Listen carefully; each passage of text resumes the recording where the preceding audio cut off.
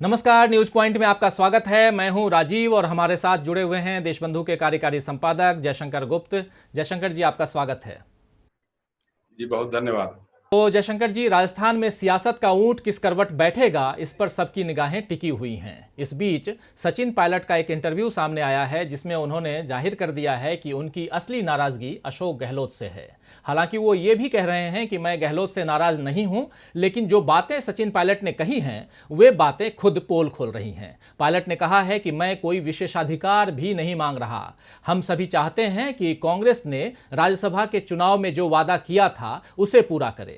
हमने वसुंधरा राजे सरकार के खिलाफ अवैध खनन का मुद्दा उठाया था। सत्ता में आने के बाद गहलोत जी ने इस मामले में कुछ नहीं किया।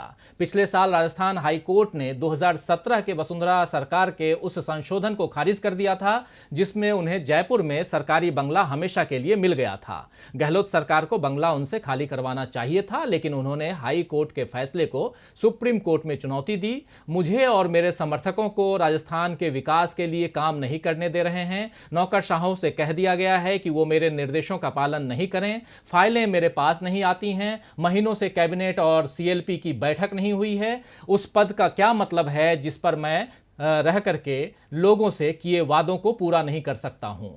तो इस तरह अशोक गहलोत से नाराज न होने की बात करते हुए भी पायलट जो हैं वो अपने मन की बात और अपनी तकलीफ बयान कर रहे हैं कि गहलोत के कारण उन्हें और उनके समर्थकों को काम नहीं करने नहीं दिया जा रहा है। उनकी नाराजगी को भाजपा भुनाने के लिए पूरी तरह से तैयार बैठी हुई थी, लेकिन पायलट ने यह भी साफ कर दिया जयशंकर जी कि वो भाजपा में शामिल नहीं होंगे। आज उन्होंने अपनी प्रेस कॉन्फ्रेंस भी रद्द कर दी है और इस कारण भाजपा को भी अपनी बैठक जो है वो रद्द करनी पड़ी। साथ ही भाजपा ने फ्लोर टेस्ट की मांग से भी हाथ पीछे खींच लिया है। यानी फिलहाल राजस्थान में कांग्रेस सरकार को भाजपा से कोई खतरा दिखाई नहीं दे रहा है।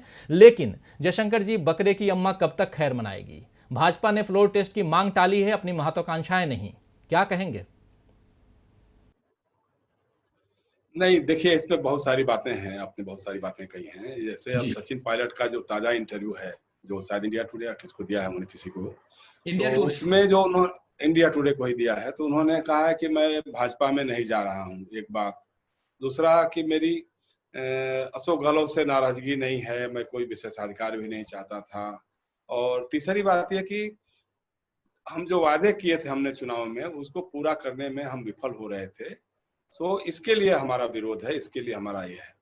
देखिए, पहली बात यह है कि अगर आप अपनी सरकार से अपने वायदों को पूरा नहीं करवा पा रहे हैं, तो उसके लिए क्या ये कहना जरूरी है कि अब सरकार अल्पमत में आ गई है? और वो भी विपक्ष की जहां सरकार है, विपक्ष की पुलिस के घेरे में, उसकी सुरक्षा के घेरे में आप हरियाणा के मानेसर में जाते हैं, अपने विधायकों के साथ रहते हैं और आप कहते हैं कि हमारे साथ 30 विधायक हैं और गहलोत सरकार अल्पमत में आ गई है। देखिए, अगर आपको नाराजगी इस बात की है कि सरकार हमारे वायदों को पूरा नहीं कर रही है, तो एक प्रतीक ये होता कि आप डिप्टी चीफ मिनिस्टर पद से इस्तीफा दे देते और प्रदेश कांग्रेस के अध्यक्ष तो आप ही हैं, रहते और कहते कि भाई हम इसलिए नहीं कर पा रहे क्योंकि हमारी सरकार हमारी सुनी नहीं जा रही, हमारी कोई बात नहीं हो रही है। तब जो है कांग्रेस का आला कमान फिर आपकी बात को सुनता, आपकी शिकायतों को सुनता। पहले तो ये करने से और अच्छा होता कि इससे पहले जब सीडब्ल्यूसी के भी आप मेंबर हो जाते हैं ना, प्रदेश कांग्रेस अध्यक्ष के रूप में, तो सीडब्ल्यूसी की जब बैठक होती है उसमें भी जाते हैं, तो उसमें इस बात को उठा सकते थे कि साहब ये सरकार जो है हमारी, जिन बातों को हम लोग वादा करके आए थे उन वादों को उस पर अमल नहीं कर रही है। तो इस तरह की शिकायत तो आपने कभी, इस तरह की बात तो कभी आई नहीं। अच्छा, मान लीजिए अगर आला कमान आपकी बात को नहीं सुन रहा है, तो आप पद से इस्तीफा दे देते कि भाई सरकार में हमारे बने रहने का कोई मतलब नहीं है। तो फिर तब आपकी मान मनोबल होती कि साहब आप ऐसा क्यों कर रहे हैं। आपने ये सब ना करके सीधे सीधे आपने जाकर के कहा कि गहलोत सरकार अल्पमत में आ गई है, उसको विश्वास मत हासिल करना चाहिए। भाई साहब, थोड़ा बहुत तो संवैधानिक जानकारी आपको रखनी चाहिए। आप प्रदेश कांग्रेस के अध्यक्ष हैं, बहुत दिनों से आप सांसद भी रहे, केंद्र में मंत्री भी रहे और डिप्टी चीफ मिनिस्टर भी हैं। अल्पमत में सरकार कब आएगी? जब आप विधानसभा अध्यक्ष को या राज्यपाल को ये लिख करके देंगे कि ये हमारे 30 विधायक हैं या ये 19 विधायक हैं या 5 हैं या 7 हैं, जो भी हैं, इन विधायकों ने इस सरकार से समर्थन वापस ले लिया है, इसलिए सरकार अल्पमत में आई है। ऐसा कुछ तो आपने लिख के दिया नहीं। तो सिर्फ क्या बयान से अल्पमत में आ जाएगी सरकार? ऐसा तो कहीं होता नहीं है।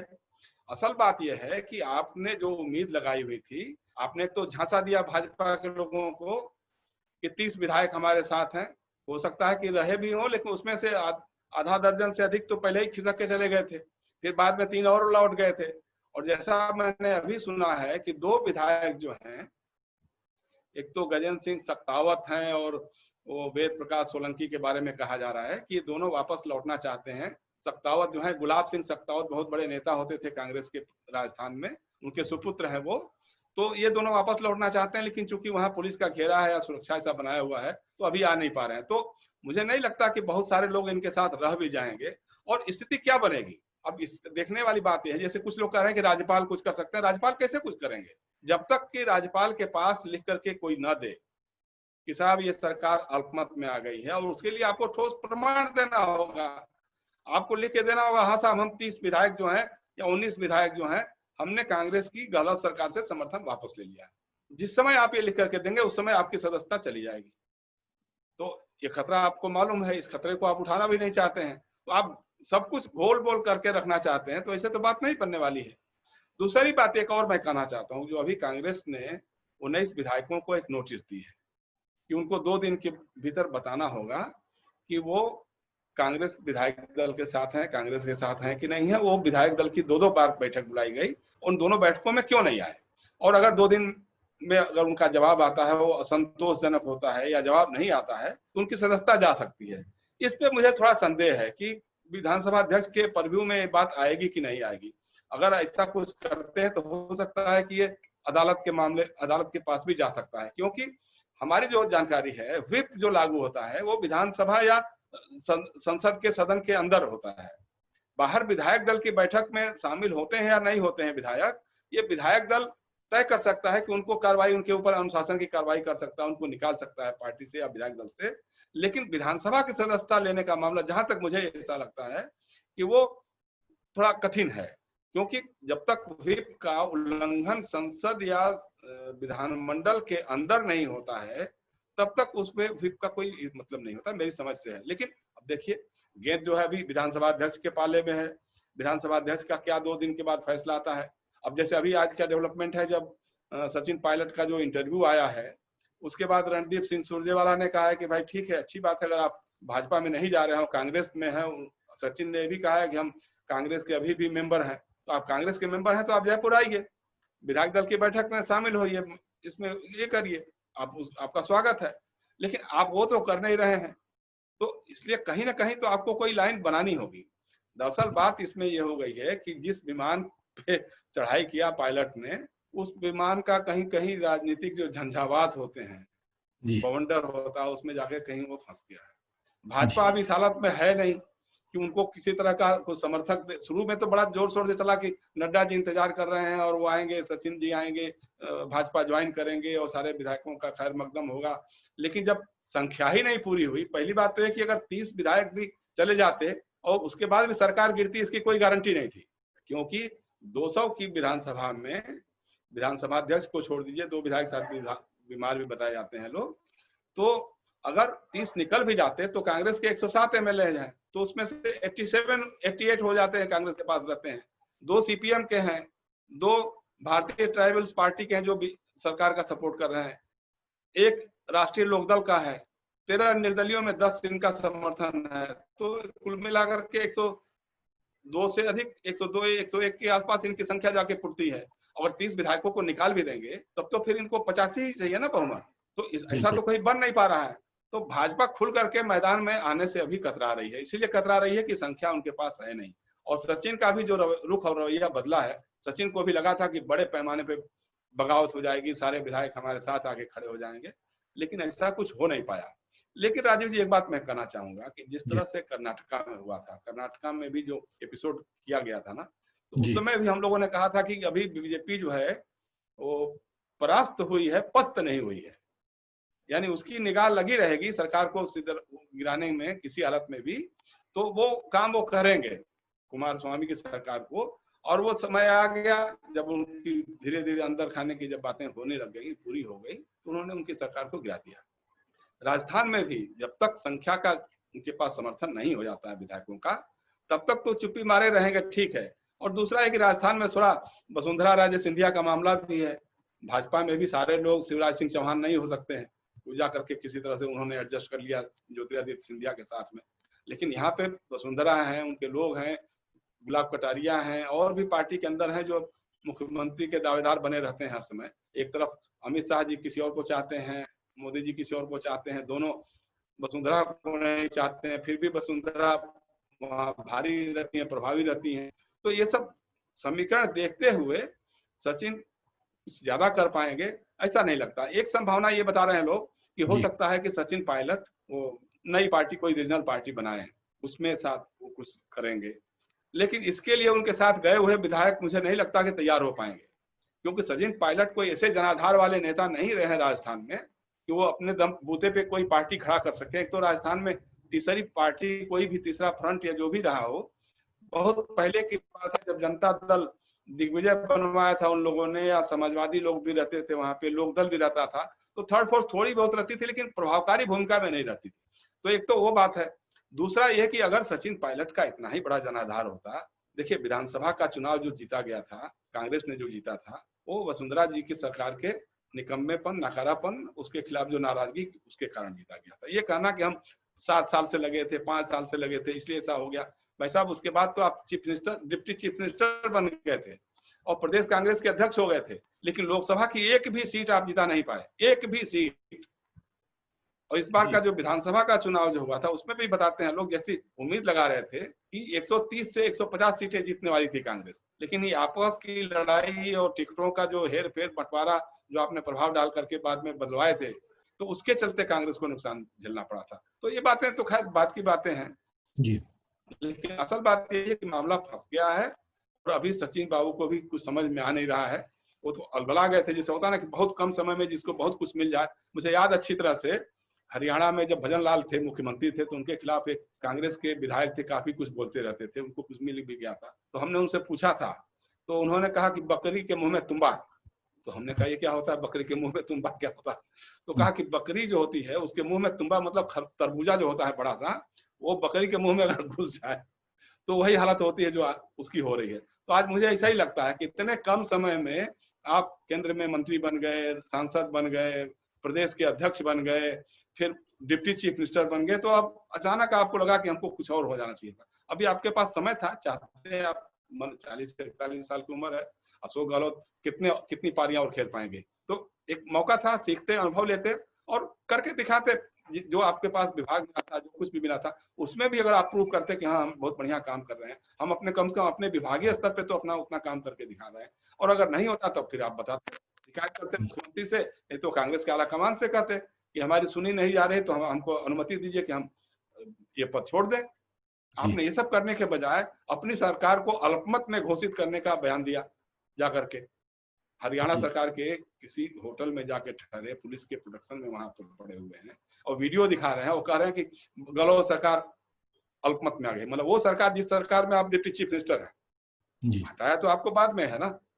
तो ये थोड़ा अनैतिक जैसा लगता है, लेकिन है, राजनीति में तो सब चलता ही रहता है। बिल्कुल बिल्कुल सही कह रहे हैं जयशंकर जी। और अभी तो ऐसा लग रहा है कि राजस्थान में कांग्रेस की सरकार तब तक चलती रहेगी जब तक कोई नई तिकड़म न भिड़ाए, यानी कि भाजपा जो है वो कोई नई तिकड़म न भिड़ाए, क्योंकि साफ नज़र आ रहा है कि वहाँ पे सचिन पायलट जो हैं वो कहीं ना कहीं ट्रैप हो गए थे।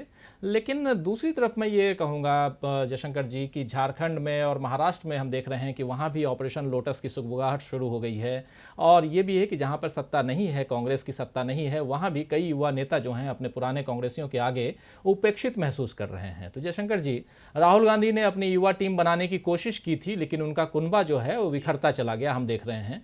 और खासकर हम युवाओं को देख रहे हैं कि जिस प्रकार एक एक करके टूटते जा रहे हैं, चाहे वो अशोक तंवर की बात करें, चाहे ज्योतिरादित्य सिंधिया की बात करें, चाहे हेमंत विश्व शर्मा की बात करें, चाहे इधर अब सचिन पायलट की बात करें, और वैसे ही उधर महाराष्ट्र में भी हम देख रहे हैं मिलिंद देवड़ा हैं, चाहे संजय निरुपम हैं, चाहे इधर जितेंद्र प्रसाद हैं, कहीं ना कहीं सबकी नाराजगी बीच बीच में सामने आती है।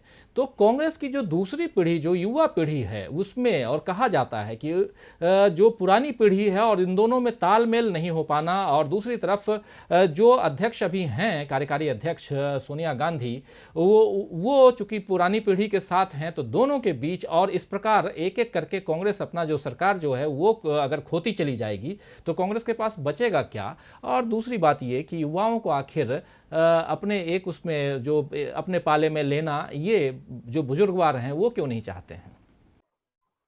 नहीं नहीं, देखिए इसमें दो बातें हैं। पहली जी। बात तो यह है कि कांग्रेस की जो युवा पीढ़ी है वो किन किन कारणों से कांग्रेस के साथ है।